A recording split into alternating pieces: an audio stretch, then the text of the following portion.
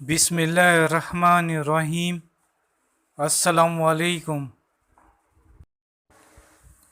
ماہ رمضان کی 19ویں شب حضرت علی رضی اللہ تعالی عنہ اپنی پیاری بیٹی ام کلثوم کے گھر تشریف فرما تھے۔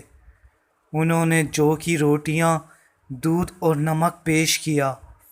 آپ رضی اللہ تعالیٰ نے چند لقمے دودھ کے ساتھ تناول فرمائے۔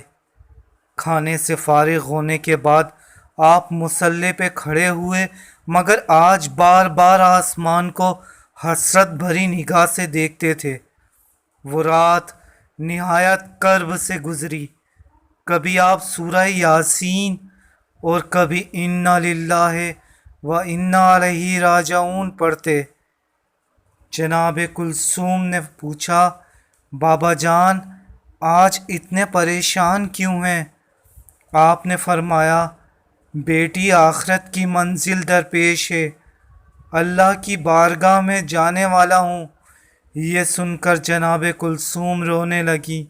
بابا آپ آج مسجد تشریف نہ لے جائیں۔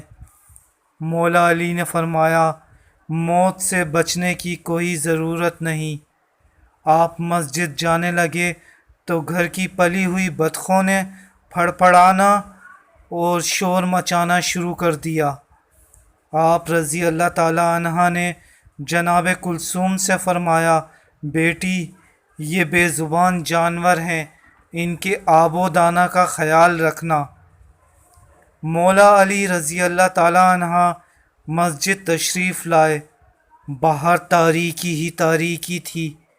آپ نے چند رکعت نماز پڑھ کر صبح کی اذان دی۔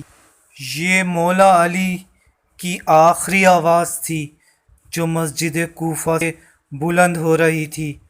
آپ محراب میں آئے اور جب نماز فجر کی پہلی رکعت کے سجدے سے سر اٹھانے لگے تو ابن ملجم نے زہر میں بھجی ہوئی تلوار سر مبارک پر ماری۔